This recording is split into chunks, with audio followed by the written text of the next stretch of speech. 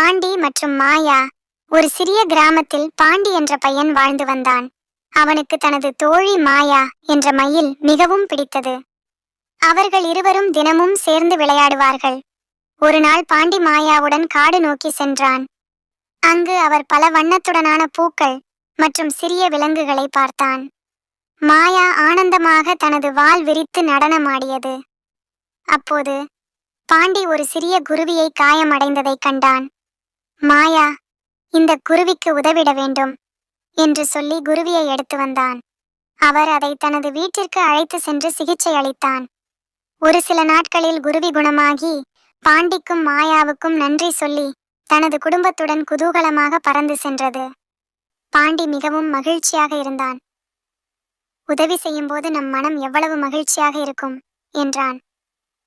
Moral: மற்றவர்களுக்கு உதவிக்கரம் நீட்டுங்கள், அது மகிழ்ச்சியை தரும்.